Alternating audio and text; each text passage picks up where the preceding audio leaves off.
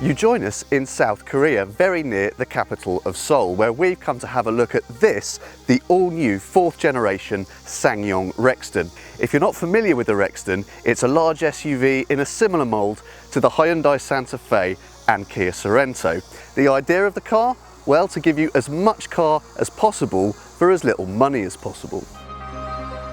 If you've ever encountered a Ssangyong before, then you probably won't be expecting too much in the way of quality. But with the Rexton, you'll be very pleasantly surprised. Okay, so Audi and Mercedes aren't exactly going to be quaking in their boots, but compare it with rival cars from Hyundai and Kia, and it feels just as solid and just as plush.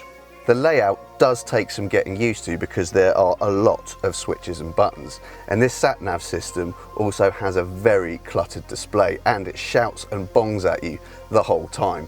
But we're assured that British cars will be fitted with more UK-centric software before they're delivered to customers. As you'd expect from a huge car like this, there is bags of interior space with loads of room for 5 people and a colossal boot. And although this car only has 5 seats, most UK versions will be offered with 7. Take to the road and the Rexton feels, well, like what it is.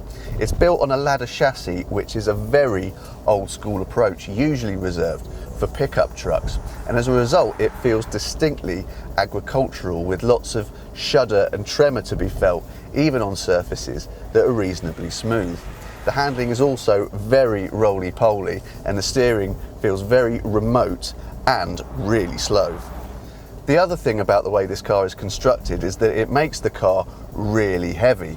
But even so, most of the time, the 181 horsepower 2.2 litre diesel engine copes perfectly well, and it's also really quiet and really smooth. However, ask it for a sudden burst of acceleration and the dim-witted automatic gearbox can really take its time to deliver. All that weight isn't particularly good for efficiency either, but what it is good for is towing. This car is capable of pulling 3.5 tons worth of trailer, and there aren't many cars at any price that can match that. So the Rexton isn't the most dynamically polished car you'll ever drive, and for a lot of buyers, another big SUV will probably be a better all-round option.